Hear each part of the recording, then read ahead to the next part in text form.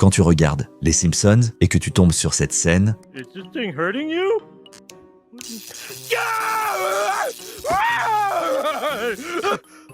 Okay, it's probably the tag, but just to be short.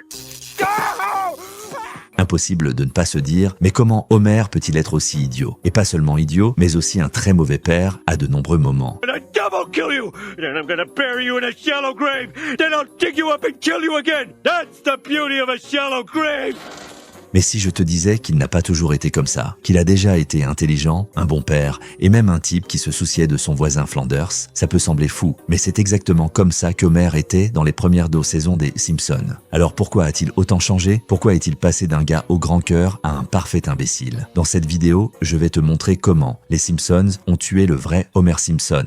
Mais d'abord, il faut comprendre qui était le vrai Homer Simpson. Un père absent, agressif, alcoolique, qui fait tout pour éviter d'aller à l'église, qui adore embêter son voisin. Eh bien, en réalité, pas vraiment. Quand les Simpsons ont été créés en 1989 par Matt Groening, l'objectif de la série était clair, ironiser le mode de vie américain, que ce soit à travers une famille dysfonctionnelle, avec un père sans le sou qui doit élever 3 enfants, un voisin dont la vie paraît bien plus heureuse que la sienne, ou encore un patron cruel, radin et vieillard de la centrale nucléaire. Ce style de sitcom, en plus de créer une énorme identification avec le public, était déjà en plein essor à la fin des années 80, avec plusieurs séries à succès comme La Fête à la Maison, Full House ou Seinfeld. Sauf que la différence avec les Simpsons, c'est que d'abord, c'était un dessin animé, ce qui a totalement brisé les codes de la télé de l'époque, puisque les dessins étaient destinés uniquement aux enfants. Ensuite, c'est le charisme et le poids de ses personnages. Bart, un petit garnement qui fait tout pour attirer l'attention. Lisa, une fille intelligente, passionnée de jazz, qui a du mal à se faire des amis. Marge, une épouse et mère dévouée, mais pleine de frustration pour n'avoir jamais réalisé ses rêves de jeunesse. Maggie, une grande poète, qui sort toujours des répliques incroyables comme... Et bien sûr, Homer, la véritable star du show. Dans les premières de la saison, on comprend vite pourquoi Homer est un personnage si marquant. Il doit affronter des dilemmes, travailler dans un job qu'il déteste, essayer d'élever 3 enfants qu'il ne comprend même pas, donner de l'attention à sa femme, tout en étant naïf, maladroit et en sortant les pires absurdités sans même s'en rendre compte, jusqu'à parfois terroriser sa propre famille par accident. But I dreamed the boogeyman was after me, and he's... Art, I don't want to alarm you, but there may be a boogeyman or boogeymen in the house! Mais il y avait quelque chose d'encore plus important, son côté humain. Car contrairement aux saisons récentes, au début, tous les problèmes ou bêtises qu'Homer causait n'étaient pas là juste pour faire souffrir les autres ou ignorer les conséquences. En fait, beaucoup de ses erreurs se retournaient contre lui et le faisaient culpabiliser. Par exemple, avec Flanders. Aujourd'hui, si tu regardes la série, tu ne vois qu'Homer torturer son voisin sans raison. Même quand Ned ne fait rien, Homer rend sa vie infernale. Proud of you, boy. Thanks for painting my fence, stupid Flanders. Fine. Let the good Lord decide. Go! Woohoo!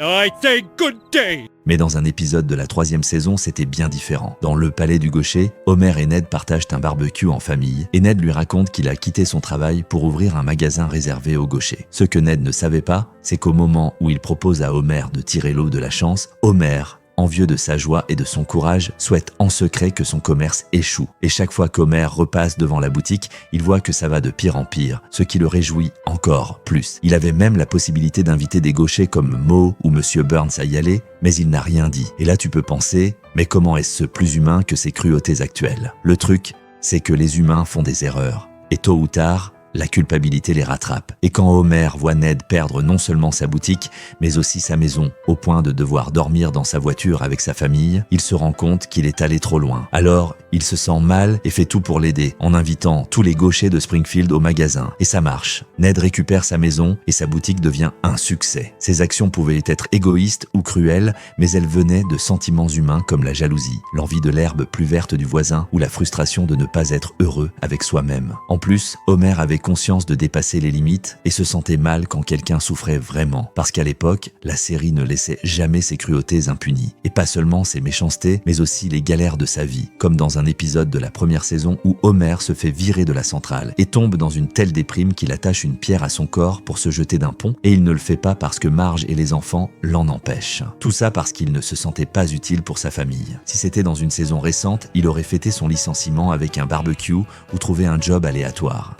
Même un job qui consisterait à demander un like, un abonnement, booster cette vidéo, un truc dans ce style, tu vois. Tonton Homer aurait adoré ça plus que les donuts. Mais bref, tu pourrais me dire « Ouais mais cet épisode est trop sombre ». Fallait pas aller jusque-là. Mais justement, c'était le but. Montrer qu'Homer se souciait profondément des gens qu'il aimait, qu'il ferait tout pour rendre sa famille heureuse et que quand il n'y arrivait pas, c'était le pire sentiment du monde. Comme avec Lisa, quand il l'accompagne dans un magasin d'instruments, pensant stimuler son talent, il panique quand elle choisit le saxophone. Exactement le prix qu'il avait mis de côté pour acheter la clim. Mais en voyant le sourire de sa fille, il n'hésite pas une seconde et achète le saxophone pour elle. Il encourageait son talent, partageait son enthousiasme, même sans aimer le jazz. Alors que maintenant, Homer mise carrément contre sa fille dans un concours de mots croisés, juste pour ses propres intérêts. I want to change my bet. I'm going against my daughter.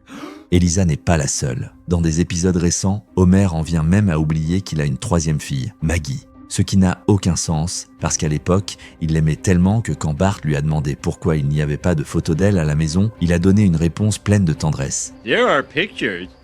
I keep them where I need the most cheering up. Il faut insérer la réplique d'Homer sur les photos de Maggie. Son amour pour elle était tellement grand que c'était sa motivation principale pour supporter son travail à la centrale, juste pour nourrir sa famille. Et d'accord, son amour pour ses filles a changé. Mais et pour Bart? Oui, il l'étranglait déjà au début, c'est vrai. Mais il y avait aussi des moments de complicité et d'affection comme ceux-là.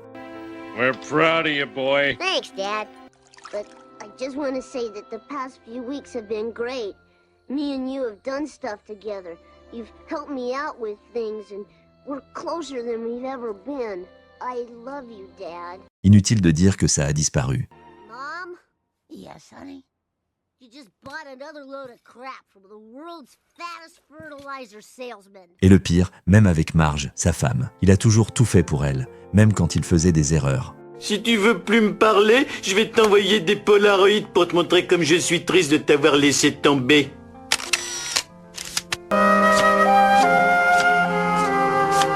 Oui, je ris sur la dernière photo, mais c'est juste parce que le chat est tombé dans l'escalier. Aujourd'hui, il y a des épisodes où il se retrouve carrément avec d'autres femmes. Le même homme qui voulait mourir plutôt que de ne pas aider sa famille, ne se préoccupe plus de rien d'autre que de lui-même.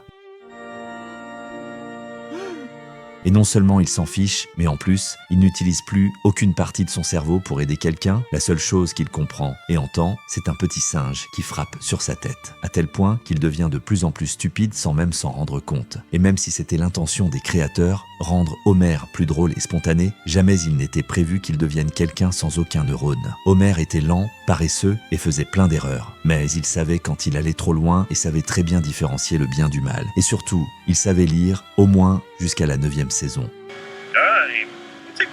Ça montre bien que la série a cessé de vouloir rester fidèle à la réalité. Les Simpsons sont devenus juste un dessin animé comme les autres, avec pour seul objectif de faire agir les personnages de la manière la plus folle et absurde possible. Et pas seulement Homer.